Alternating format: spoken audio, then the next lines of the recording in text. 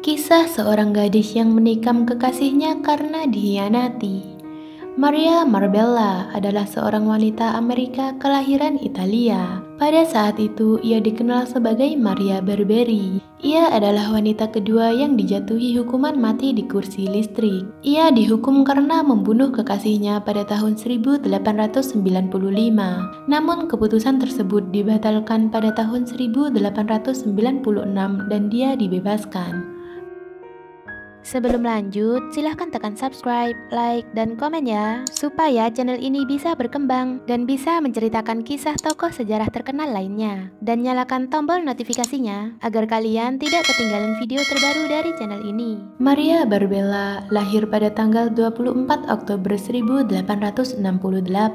Ia dibesarkan di desa Fernandina di wilayah Basilicata, Italia. Pada tahun 1892, keluarganya meninggalkan Basilicata dan bermigrasi ke Amerika Serikat ke bagian Little Italy di New York dan menetap di Mulberry Bend, bagian dari lingkungan Five Point yang terkenal di Lower Manhattan. Maria Barbella dan keluarganya adalah bagian dari kedatangan besar imigran Italia ke Amerika Serikat. Ayahnya bernama Michael Barbella dan ibunya bernama Bunsanto Filomena. Seperti kebanyakan orang pada zamannya, Maria Barbella bekerja di pabrik. Ia bekerja keras untuk membantu memenuhi kebutuhan keluarganya. Pada bulan November 1893, setelah berada di Amerika selama 11 bulan, Maria bertemu dengan Domenico Cataldo yang juga seorang imigran dari Basilicata. Seperti Maria yang kehidupannya cukup sukses di Amerika, ia memiliki stand penyemir sepatu yang terletak di sudut Canal dan Elm Street, di mana setiap hari Maria selalu melewati jalan ini dalam perjalanannya ke pabrik tempat dia bekerja sebagai penjahit. Setiap bertemu, Maria selalu berhenti dan mengobrol dengannya setiap hari. Bahkan Maria sering berangkat kerja lebih awal dari rumahnya untuk menghabiskan waktu bersamanya. Hubungan mereka semakin hari semakin akrab dan hangat. Bahkan Domenico memberitahu Maria bahwa ia sedang mencari gadis yang tepat untuk dinikahi. Mendengar hal ini membuat Maria semakin tersanjung dan mengharapkan bahwa gadis yang dimaksud Domenico adalah dirinya. Maria juga mendapatkan perhatian dari Domenico. Domenico tidak segan-segan menawarkan diri untuk mengantarkannya pulang. Meski begitu, Domenico tidak pernah masuk ke dalam rumahnya untuk bertemu orang tuanya. Setelah sekian lama, ayah Maria akhirnya mengetahui pertemuan rahasia putrinya dengan Domenico dan melarang putrinya melakukan kontak dengan pria itu. Pada awalnya, Maria patuh dan menyetujui permintaan ayahnya untuk tidak menemui dan menghindari Domenico. Namun Domenico bertekad dan merayu Maria. Pada suatu hari, Domenico menunggu Maria di pabrik tempat Maria bekerja dan mengatakan kepadanya bahwa ia sangat merindukannya dan ingin menikahinya. Pada awalnya, Maria menolak untuk menemuinya. Hal itu sampai berlanjut hingga 10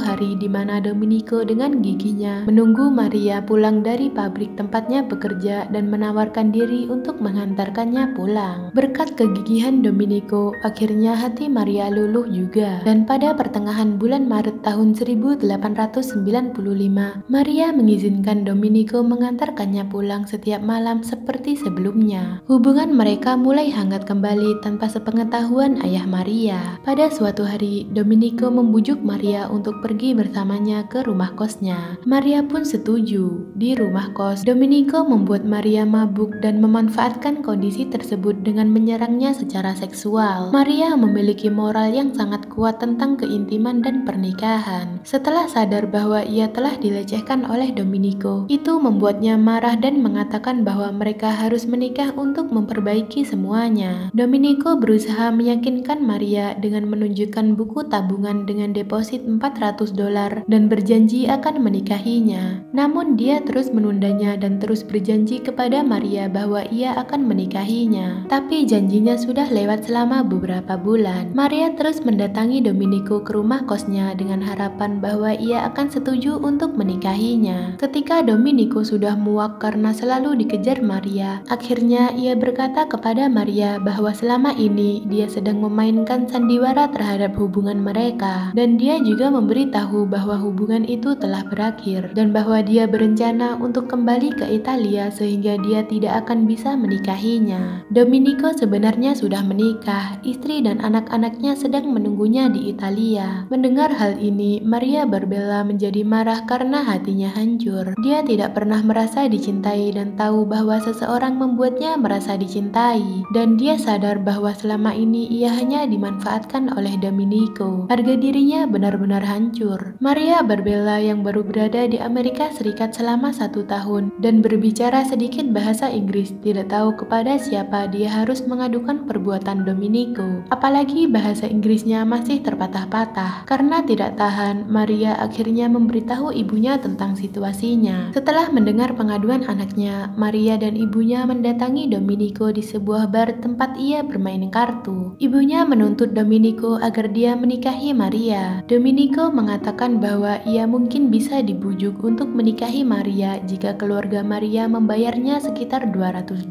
Hal ini merupakan suatu penghinaan bagi Maria terhadap keluarganya yang miskin. Ibu Maria berkata bahwa mereka tidak memiliki uang sebanyak itu. Domenico menertawakannya dengan ekspresi mengejek dan berkata, "Hanya babi yang mau menikahimu." Mendengar hal ini, Maria sudah tidak bisa mengontrol emosinya. Dia kemudian langsung menikam leher Domenico hingga tewas. Maria kemudian langsung ditangkap dan dipenjarakan di penjara Sing Sing yang terkenal di New York, di mana Maria Barbella adalah narapidana wanita pertama di penjara itu dan satu-satunya tahanan wanita yang ditahan di fasilitas tersebut. Dia ditahan selama 2 bulan sambil menunggu persidangannya. Saat terjadinya pembunuhan itu, Maria berusia 27 tahun. Persidangan digelar di pengadilan pada tanggal 11 Juli. Pada hari itu, dia muncul mengenakan gaun yang dia buat saat di penjara dan topi abu-abu gelap yang dihias dengan bunga dan bulu berwarna orange. Dia didampingi 2 pengacaranya yang bernama Ames Evans dan Henry Sedgwick yang ditunjuk untuk menangani kasusnya. 12 orang telah dipilih sebagai juri yang semuanya adalah laki-laki dan tidak ada satupun dari mereka adalah orang Italia. Sementara itu, Maria belum fasih berbahasa Inggris. Hal ini menjadikan persidangan penuh sensasional dan penuh kritikan dari masyarakat Italia. Ditambah liputan media yang menghasut dan menggambarkannya sebagai kemerosotan hukum dan mencerminkan anti-Italia pada saat itu. Hakim yang ditunjuk dalam kasus ini adalah John Wyckoff.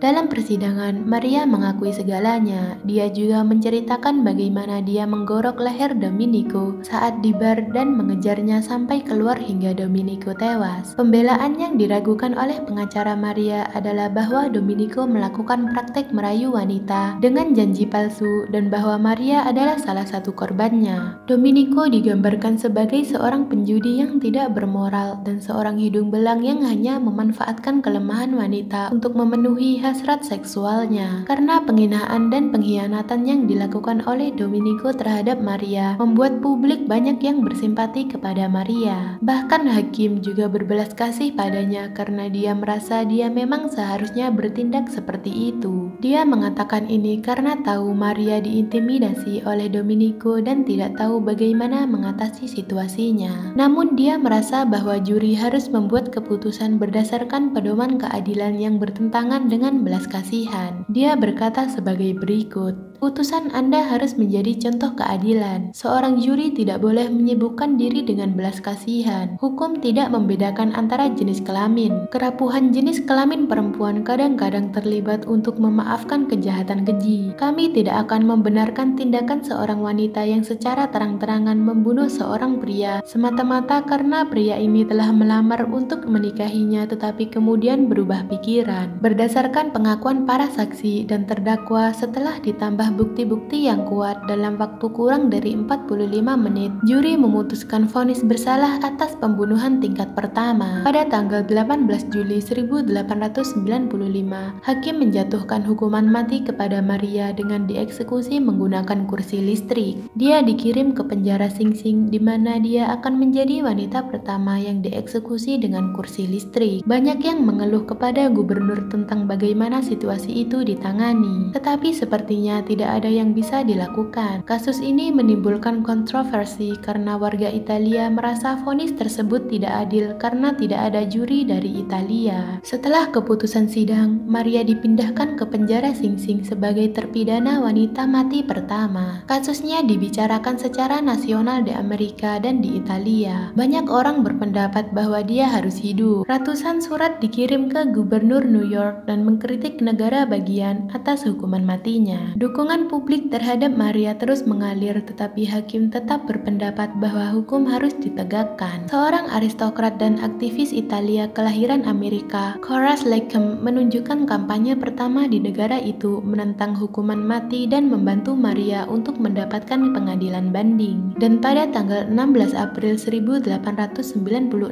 pengadilan banding memberikan Maria pengadilan ulang berdasarkan kesaksian yang dihilangkan selama persidangan pertamanya. Maria dikeluarkan dari penjara Sing Sing dan dipindahkan ke penjara New York. Sidang kedua Maria cukup alot dan berlangsung selama 24 hari, dan pembelaannya berargumen bahwa Maria memiliki masalah mental dan Maria mendapat serangan epilepsi saat membunuh Domenico. Karena kondisi ini, pada persidangan kedua dia dinyatakan tidak bersalah. Setelah dibebaskan dari penjara, Maria menikah dengan seorang imigran Italia bernama Francisco Bruno pada tanggal 4 November 1897, dan pada tahun 1899 dia melahirkan seorang putra bernama Frederick. Pada tahun 1902 ia tinggal bersama orang tuanya karena suaminya telah kembali ke Italia dan telah menikah lagi. Tidak ada yang diketahui tentang hidupnya setelah itu. Pada tanggal 20 Maret 1899, 2 tahun 3 bulan setelah pembebasan Maria Barbella, seorang wanita lain yang bernama Martha Bliss tercatat menjadi wanita pertama yang meninggal di kursi listrik dan dieksekusi di penjara Sing Sing. Terima kasih buat yang sudah menonton. Kalau kalian suka dengan video ini, silahkan tekan subscribe, like, dan komen ya. Dan komen di bawah pendapat kalian tentang video ini, supaya kita bisa sama-sama belajar. See you the next video.